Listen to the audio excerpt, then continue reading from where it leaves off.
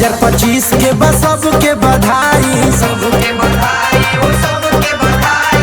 सब लोग मिल के पार्टी मनाई, 2025 के सबके बधाई।